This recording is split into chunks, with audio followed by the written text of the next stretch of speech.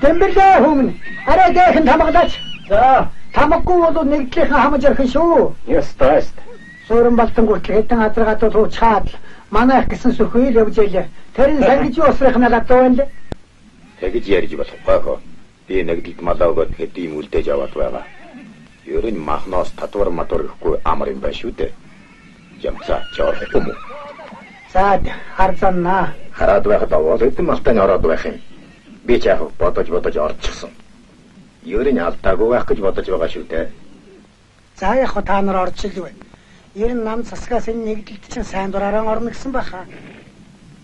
Танай нэгдлийн ядуу ямтч байгаагүй бааваа. Үгүй баха. Байхаа. Аахан адуугаад булчихсан гэх чи. Одоо цагт чинь янз юм дуулдах болж. Ер нь нэгдэл гэдэг чинь мал өсөх болж байна уу? Аль хороох болж байна уу? Нэгдэл гэдэг чтэй. Арга залтай нэг нь баяжж, арчаагүй нэг нь хоосроод л сүулдэ хачи болон шүү.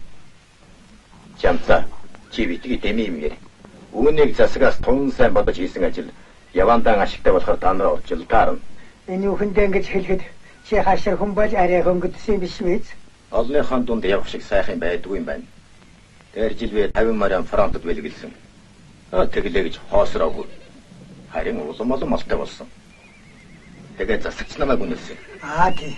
Чи ч нэрэн саймалчнаа хурал зөвлөгөөнд оролцож нэг хэсэг мандаж байв юу? Тийм ээ. Төрийнхөө буян гар өсгсөн хэдэн малан нэгдэлт нийгэмчлэгэд яах вэ? Чи яг сайн явна. Гэхдээ хүн болгон адилгүй, мор болгон жороогүй гэчээ. Би нэгдэлд орвол чам шиг сайн явж чадаач үгүй ч юу. Эцэгхийн үлдээж өгсөн буян гişгэн өрн таран хийчихад юу бодож явах юм бэлээ дээ. Ямар ч ихсэн байцаана.